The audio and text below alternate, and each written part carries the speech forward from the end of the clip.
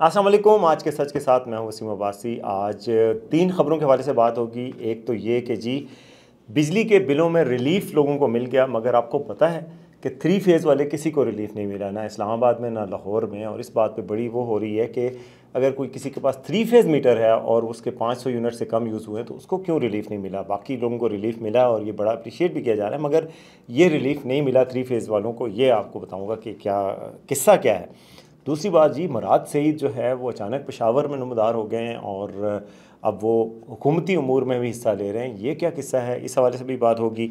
और उसके अलावा जी लाहौर में गैंग वार में एक बड़ी पेशरफ्त हुई है और आज तीफ़ी भट्ट गैंग के या तीफ़ी भट्ट के जो रिश्तेदार हैं उनके बहनोई, उनको कत्ल कर दिया गया। उनकी बहन ज़ख्मी हुई हैं और भांजी भी ज़ख्मी हुई हैं थोड़ी। तो ये किस्सा क्या है, ये कहानी क्या है गैंग वॉर की, अंडरवर्ल्ड लाहौर की क्या करती है, बिल्ला ट्रकों वाला कौन था, टीपू ट्रकों वाला कौन था, बलाज कौन है और तीफ़ी भट्ट और गोगी भट्ट कौन है, इनके हवाले से मैं आज आपको ये कहानी बताऊंगा कि ये है क्या, सिलसिला क्या है। और एक आखिरी ख़बर ये होगी कि जज साहब जो हैं जस्टिस तारिक महमूद जहांगीरी, उनकी डिग्री के हवाले से ज़ाहिर है उनको जाली करार दे दिया है कराची यूनिवर्सिटी ने। मैं आपको ये बताऊँगा कि एक जज की डिग्री जाली निकल आए तो फिर उसके ख़िलाफ़ क्या कार्रवाई होती है, ये भी आज से बात होगी। तो शुरू करते हैं। अगर आप चैनल को सब्सक्राइब अभी तक नहीं किया हो तो उसको सब्सक्राइब कर दें, वीडियो को लाइक और शेयर कर दीजिएगा। बिस्मिल्लाहिर्रहमानिर्रहीम। सबसे पहले तो जनाब आपकी तरफ आते हैं बिजली के बिल, जो कि आम मसला है सबका। बिजली के बिल आ चुके हैं, इस्लामाबाद में भी आ चुके हैं, लाहौर में भी आ चुके हैं। इस्लामाबाद में लोग बड़े खुश हैं कि जी उनको रिलीफ मिला है। और जिसकी 20,000 बिल था, मसलन मेरे एक कुलीग हैं उनका 18,000 बिल था और उनको 4,000 का रिलीफ मिला, उनको 14,000 का हो गया। इसी तरह और भी लोगों को रिलीफ मिला। मगर एक और मेरे कुलीग हैं जिनकी 400 यूनिट खर्च हुए थे, उनका 32,000 बिल आया, उनको कोई रिलीफ नहीं मिला। तो हमें हैरत हुई कि इसकी क्या वजह है। तो इस बारे में आइस्को से पूछा, फिर लेस्को से पूछा, तो ये पता चला कि जी जिन जिन का भी 3 फेज़ मीटर है उनको कोई रिलीफ नहीं मिलेगा। ये जो 14 रुपये पर यूनिट रिलीफ दिया गया मरीम नवाज़ की तरफ से, और नवाज शरीफ साहब ने ऐलान किया था, जो कि लाहौर में भी, पूरे पंजाब में भी है और आइस्को के रीजन में भी है, इस्लामाबाद में भी है, जो लोगों के लिए बड़ी एक, मैंने से हमेशा कहा कि बहुत अच्छी खबर है। मगर 3 फेज़ मीटर को क्यों ये रिलीफ नहीं दिया गया, इस बारे में अगर हमने लाहौर से पता किया तो लाहौर लेस्को के एहलकार हैं, उनका कहना है कि जी 3 फेज़ मीटर आमतौर पर गरीब लोग नहीं लगाते। गरीब लोग तो सिंगल फेज़ मीटर लगाते हैं, तो उनके लिए ये रिलीफ है, अमीरों के लिए नहीं है। लेकिन हैरत की बात है 3 फेज़ कई दफ़ा गरीब लोग भी लगाते हैं। 3 फेज़ मीटर लगाने का मतलब ये इमारत नहीं हो जाता, ना ही वो पक्की बात होती है। उसका कई दफ़ा ये भी मतलब होता है कि आपके घर में डबल फ्लोर है तो आप उसको करंट दे रहे हैं, लोड थोड़ा सा ज़्यादा है, फैमिली बड़ी है, फिर भी 3 फेज़ लगाना पड़ता है। तो 3 फेज़ का हमेशा मतलब अमीर होना नहीं है। तो ये एक हैरत की बात थी, मैंने कहा आपसे शेयर करूं कि जी ये 3 फेज़ के लिए रिलीफ नहीं है। अगर आप 3 फेज़ के मीटर हैं तो खुश होने की कोई ज़रूरत नहीं है, ये रिलीफ आपके लिए नहीं है। ये रिलीफ सिंगल फेज़ के लिए। ये प्रेस कॉन्फ्रेंस में नहीं कहा गया, नवाज शरीफ साहब ने नहीं कहा, मरीम नवाज साहबा ने नहीं कहा, तो प्रेस कॉन्फ्रेंस में नहीं कहा। अब ये जाके लोगों को पता चल रहा है, तो इस बात पे अफसोस ही हो रहा है लोगों को। तो ये अफसोसनाक बात मैंने कहा आपको बताऊं। अब आते हैं जनाब दूसरी खबर की तरफ कि जी मुराद सईद जो है वो पेशावर से निकल सामने नहीं आए। मगर जियो की आज की रिपोर्ट आपने देखी हो अगर, तो जियो में भी ये रिपोर्ट किया गया और हमारे पेशावर में वी न्यूज़ के कॉरेस्पॉन्डेंट हैं सिराजुद्दीन, उनके मुताबिक भी पेशावर में मुराद सईद कई हफ्ते पहले से मौजूद हैं। और एक दफ़ा तो पुलिस ने बाकायदा छापा मारा और लॉ इन्फोर्समेंट एजेंसीज़ ने छापा मारा, लेकिन उनकी सिक्योरिटी पे मामूर जिस घर में छापा मारा कि जी यहाँ मौजूद हैं मुराद सईद, वहाँ पे छापा मारा गया। तो वहाँ पे उनकी सिक्योरिटी पे मामूर लोगों ने कहा कि जी अंदर जाने की इजाज़त नहीं है आपको, और अंदर वो बिल्कुल नहीं है, आप ये यकीन रखें, और ये कह के उनको अंदर नहीं जाने दिया गया। तो इस तरह वो उनको गिरफ़्तारी की कोशिश कामयाब नहीं हो सकी। वैसे तो आपको पता है बड़े मतलूब हैं, 9 मई की केसेस में मतलूब हैं, उनके गिरफ़्तारी के लिए सवात में भी छापे मारे जा चुके हैं और पेशावर में भी कुछ कोशिशें हुई, इदारों को मतलूब हैं, मगर कामयाब नहीं हुई। और आपको मैं बताऊं कि मुराद सईद की पार्टी में इतनी अहमियत है कि उनको इमरान खान का जानशीन समझा जाता है। इमरान खान बाकायदा, कहा तो इस तरह नहीं खुलकर, लेकिन अगर पार्टी में जानशीनी की कोई बात होती है तो अगर किसी को जानशीन समझा जाता है तो वो सिर्फ़ और सिर्फ मुराद सईद को समझा जाता है। और अभी तक मुराद सईद जो है वो मंजर आम पे नहीं आए थे। लोग कहते हैं अफ़गानिस्तान चले गए हैं, पता नहीं कहाँ चले गए। सब के बावजूद वो ना कहीं गए हैं ना कुछ, लेकिन अब पता चला है कि ना सिर्फ वो पेशावर में मौजूद हैं बल्कि अली मीन गंडापुर को बाकायदा मशावरत भी फ्राहम करते हैं। और उन्होंने गुज़श्ता दिनों में कहते हैं जो शकील खान का केस है और जो हालिया कैबिनेट में रीशफल हुई है उसमें भी उन्होंने वो अमल दखल दिखाया है और नेशनल लेवल पर भी मशावरत दे रहे हैं। तो ये एक बड़ी हैरत की बात है कि जो मुराद सईद जिनको पूरे अदारे सारी जगहों पे ढूंढ रहे हैं, पाकिस्तान और बाहर भी, वो जनाब पेशावर में हैं, उनकी नाक के नीचे हैं और जनाब वो सारा कर रहे हैं और मशावरत भी कर रहे हैं और हुकूमत इनडायरेक्टली KP की गवर्नमेंट चला रहे हैं। तो अब पता नहीं ये अली मीन गंडापुर की कोई अंडरस्टैंडिंग है या फिर ये उन्होंने ये ख़ास बनाया है और अपने तौर पे उन्होंने अपने तौर पे ये कोशिश की है। अच्छा जी, अब मैं आता हूँ जी जस्टिस तारिक जहांगीरी की डिग्री के हवाले से। आपको पता ही होगा कि कराची यूनिवर्सिटी के सिंडिकेट ने उनकी डिग्री को जाली करार दिया है। उससे पहले आपको पता है प्रोफेसर रियाज, उनका अगवा भी हो गया, पूरा दिन वो गायब रहे एक थाने से दूसरे थाने।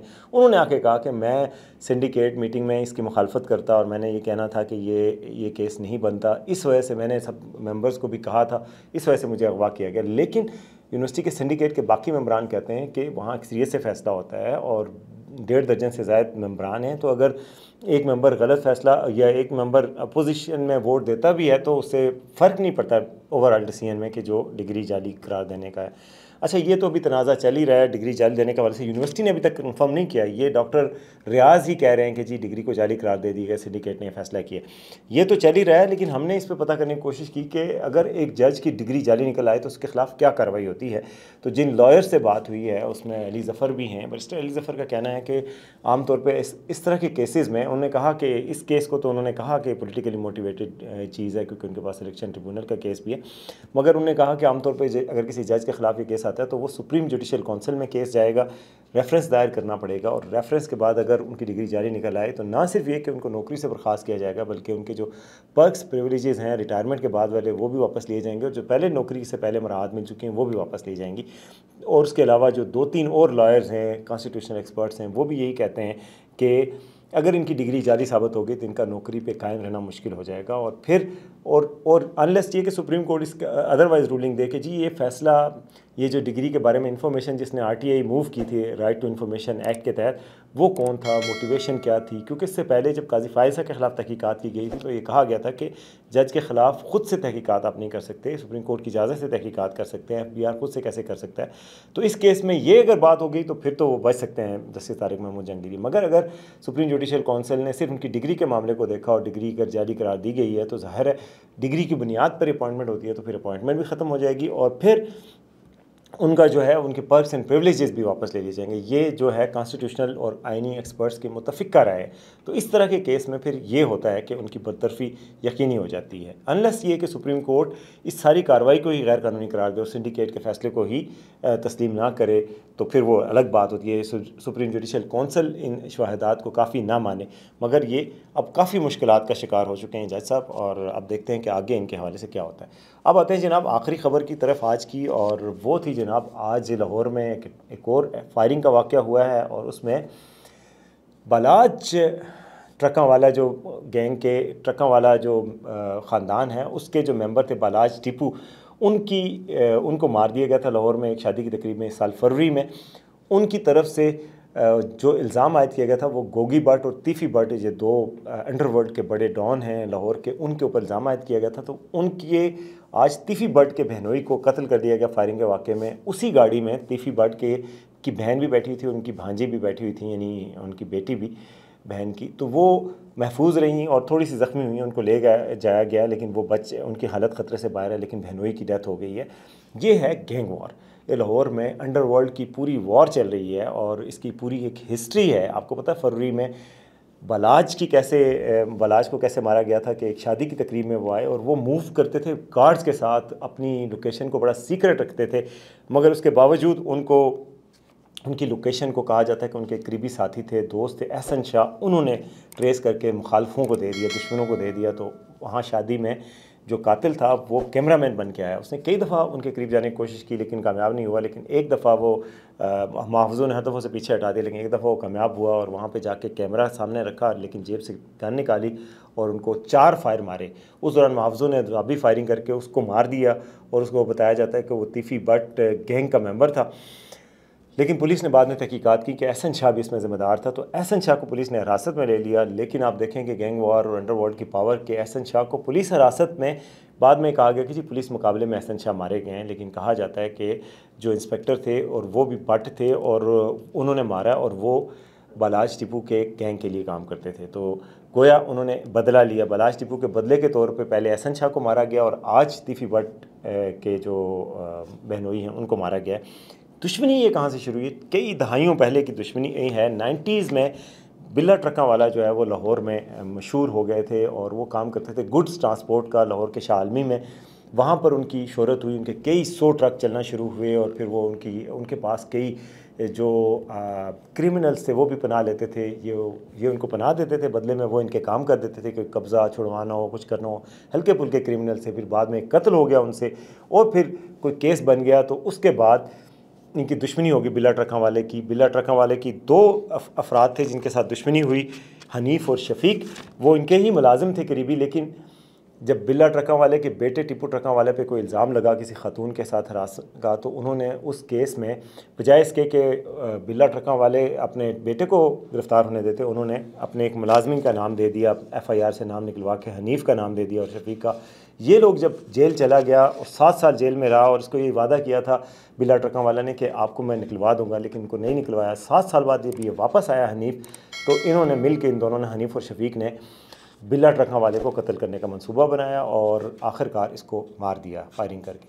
उसके बाद टीपू ट्रकों वाले ने कमान संभाली अपने इलाके की और वो पहले ही मजबूत हो चुका था, वहाँ पर काफ़ी मजबूत हो चुकने के बाद उसने फिर तरीके के साथ इन दोनों को, हनीफ और शफीक को, कत्ल करवा दिया और इस चीज़ का बदला लिया।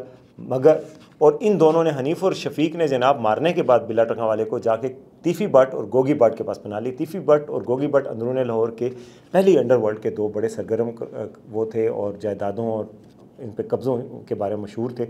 वो ज़्यादा वायलेंट थे, तो उनके पास जाके इन्होंने पनाह ले ली। तो अब इनके दरमियान, दोनों ख़ानदानों के दरमियान दुश्मनी होगी। बिल्ला यानी टीपू ट्रकों वाला और तीफी भट्ट और गोगी भट्ट के दरमियान दुश्मनी की बुनियाद पड़ी। आखिरकार पुलिस मुकाबले में किसी तरीके से मरवा दिया टीपू ट्रकों वाला ने हनीफ और शफीक को। उसके बाद क्या हुआ कि जी दुश्मनी पड़ गई तीफी भट्ट और गोगी भट्ट की भी, और उन्होंने इनके पीछे बंदे लगवा दिए और टीपू ट्रकों वाला के ऊपर कई कातलाना हमले हुए। हत्ता कि लाहौर में एक बहुत बड़ा कातलाना हमला 2003 में हुआ, तो टीपू ट्रकों वाले ने दुबई अपनी फैमिली को मुंतकिल किया और ख़ुद भी दुबई चले गए। लेकिन और इस दौरान चूँकि लाहौर में उनके सैकड़ों ट्रक चलते थे और अरबों की प्रॉपर्टी थी, तो वो पक्के तो दुबई नहीं रह सकते थे। वो वापस आते थे, फिर चले जाते थे, फिर आते थे, फिर चले जाते थे। इस दौरान एक दफ़ा 2010 में जब वो लाहौर आए तो उनको एयरपोर्ट पे ही फायरिंग करके शहीद कर दिया। एयरपोर्ट के बाहर फायरिंग करके मार दिया गया। उसके बाद जो है उनके जो बेटे थे बालाज, वो जो बाहर ही रहे और वहाँ पढ़े, 18-19 साल के थे, वो वापस आए और उन्होंने अपना कारोबार संभाला।